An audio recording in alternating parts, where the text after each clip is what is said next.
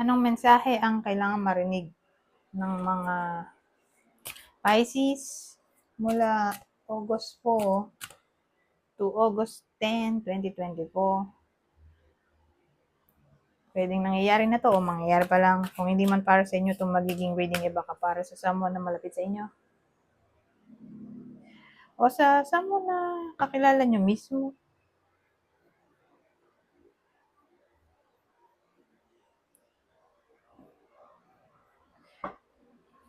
Baka may lumabas na gender mamaya. Gawin nyo na lang energy, masculine o feminine energy. Pwede rin naman na wag nyo nang pansinin yung gender ko as long as tama naman sa sitwasyon nyo.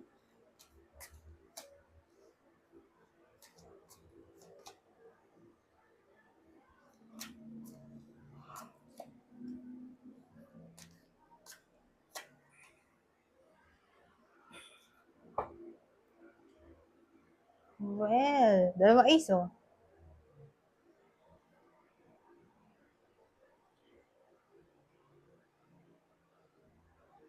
Unang senaryo.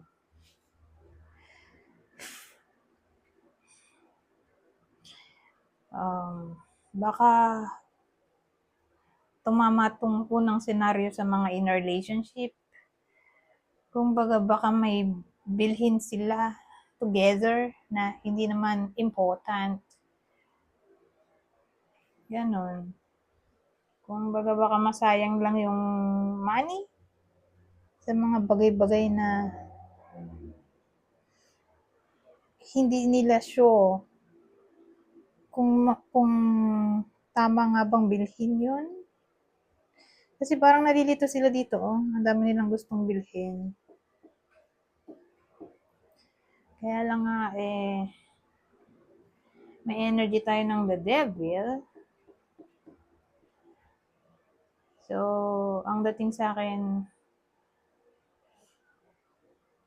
baka hindi sila makontento sa bibilhin nila. Na para bang maghahangad pa sila na bumili ulit ng mas better dun sa nabili nila. O baka bumili sila ng bumili ng mga bagay na hindi nga importante. Para bang kaya lang sila bumili ay dahil lang pleasure. Pero pagkaraan ng ilang araw, doon nila ma-realize na sana pala hindi na lang nila binili. Ganun ang dating. Anyways, dun sa pangalawang scenario,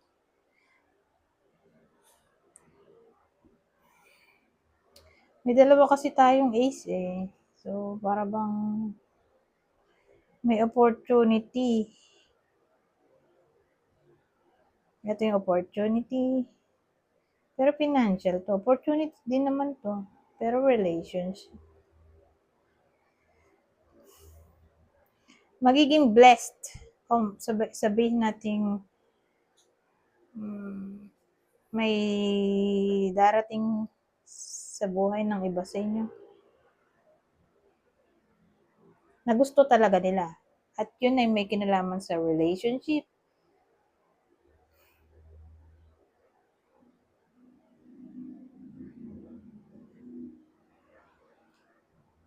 Either malilito sila sa dami na pwedeng pagpilian. Kaya lang yung isa dyan sa pwede nilang mapili ay toxic. Yun yung pangalawang senaryo. Pangatlo, in a relationship na yung iba sa inyo. Kaya lang dun palang darating kung someone na gusto nila. Kaya lang hindi na pwede dahil nakatali na sila sa iba. Ang labas nito, third party situation. Yun yung pangatlong senaryo.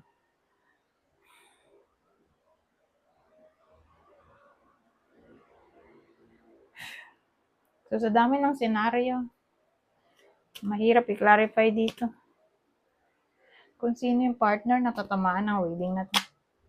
Sino yung sino yung Pisces. Natatamaan ng reading na to kasi para malaman natin kung para sa inyo, ika-clarify natin sa pamamagitan ng partner. Kaya lang sa dami nga, malilito tayo.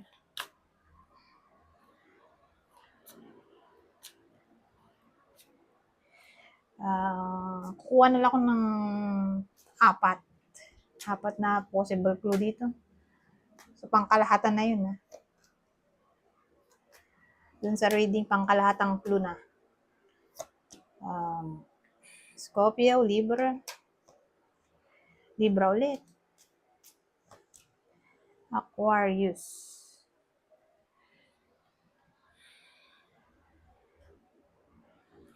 Anyways, punta tayo dito. So, sabi dito, work.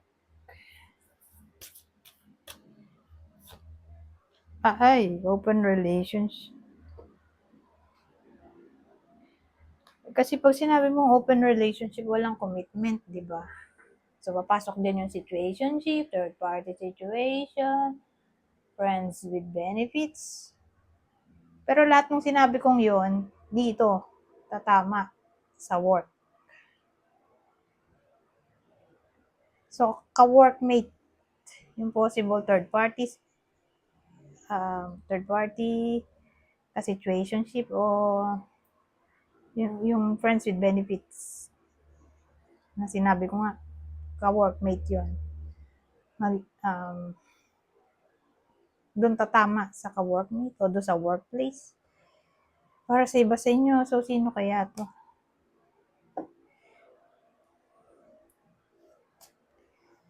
Sino yung possible partner o magiging partner dito sa open relationship ng Pisces? Pwedeng sa inyo mismo tumama to o sa person nyo. Kapwa nila Pisces, Gemini.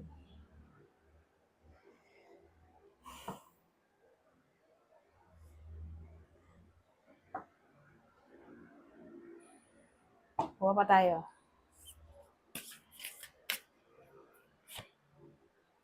Dating queen.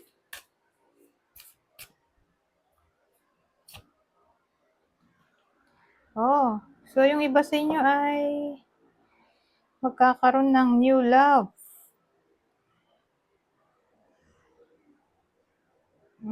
Kung may kadate sila, kung magkakaroon sila ng kadate ngayong linggo, August 4 to 10, diretso relationship na yan, magiging sila na agad.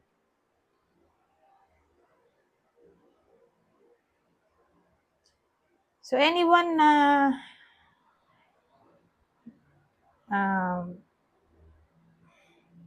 anyone particular yung babae na open na nga makipag-date at mataon siya. Mataon yung date ng date o mataon ang schedule ng date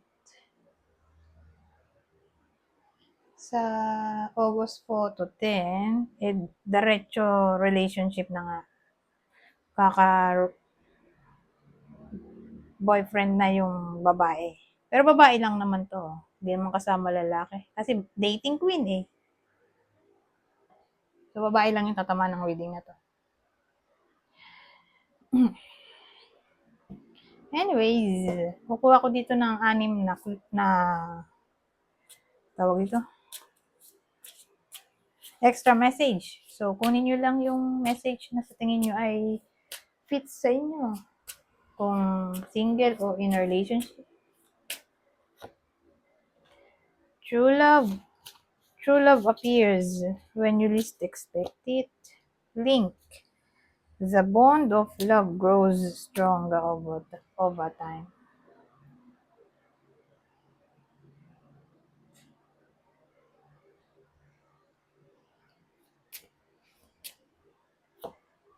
Feelings. Take the time to explore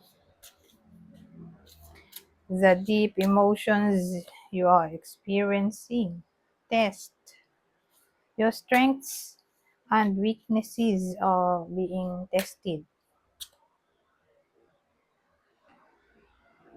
So, 4 na, no? Pang 5 na to. Past life. We reunite with our loved ones over in different lives. Ito nang huli. Commitment. Commitment is an important factor in building a successful relationship. Anyways, hanggang dito na lang. Goodbye for now.